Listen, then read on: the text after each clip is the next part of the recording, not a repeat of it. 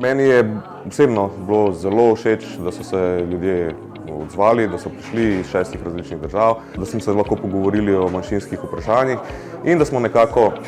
prišli do zaključka, da se strinjamo o vseh teoretičnih modelih, ampak da je pač potrebno še veliko dela na lokalni ravni. Zelo mi je bilo všeč, da smo se poslušali, da smo odprli komunikacijski kanal in da smo prišli do zaključka, da lahko v prihodnosti počnemo veliko drugih stvari skupaj. Vrlo mi je drago da smo sudjelovali kao vijeće u ovome programu, jer ovim temama treba zaista iskreno razgovarati i velika je to čast da možete iznijeti svoje mišljenje i razmijeniti ga sa drugim nacionalnim manjinama. Uvijek sam bio i prihvaćao raznolikost u bilo kojem obliku i tako su me učili u porodici, tako živim i dalje. Predivno, kao i svaki put, što se meni sviđa da smo došli tu kao nepoznanci i u biti smo se upoznali, postali tokom ova 2 dana i kao prijatelji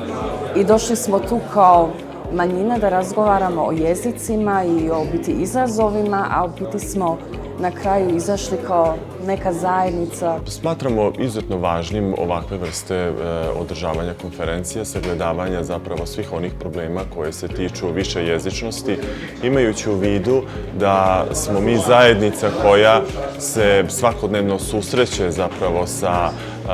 problemima i sa izazovima koji su vezani za višejezičnost. Sa jedne strane je to svakako službena uporaba manjinskih jezika u sredinama iz kojih dolazimo, a sa druge strane je to i primjena, odnosno službena uporaba jezika u naobrazbi, odnosno u školskim sustavima u kojima pohađaju nastavu manjinski narodi. U tom smislu mislimo da je jako važno razmjena iskustava, da vidimo dakle iz drugih sredina kako su neka rješenja napravljena, primjere dobre prakse i da ih zapravo pokušamo inkorporirati u naše sredine. Grad Bijeljina već drugi put učestvuje na ovakvim konferencija i prije 3 godine smo prije korone u Rimskim Toplicama također sudjelovali i zaista utisci na prvoj, a posebno na ovoj drugoj konferenciji su pozitivni. Cilj našeg dolaska i učestvovanja na ovoj konferenciji jeste svakako da vidimo te razlikosti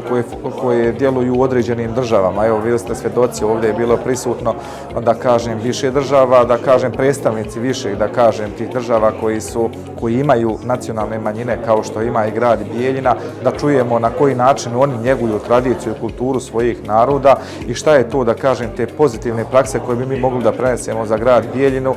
Lijepo sam tu pozvan da prisustvujem tom društvu u našoj konferenciji, koje se lijepo osjećam, koji smo dosta tema postigli, lijepi, loši i dobri, sve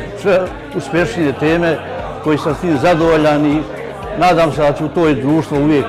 prisutovati i učestovati i da budem prisutan. Ova konferencija pokaziva da znamo slušati jedni druge, da znamo, iako smo možda različiti, ali u suštini da znamo jednom drugome nekako prilagoditi se, da znamo, iako smo različiti, da smo isti, da svak svoje neka čuva, jedino tako se može održati sama bit naroda ili zajednice. Drugačije, ako ne voliš svoje, ne poštuješ svoje, ne možeš ni tuđe. To je moje moto uvijek bio i bit će, voli svoje, poštuj tuđe i bit će ti dobro. Na konferenciji sam spoznala različne poglede in izzive in kako se v različnih državah, tako bivše Jugoslavije kot z Nemčije in Avstrije, pač spopadajo z problematiko manjšinskih jezikov,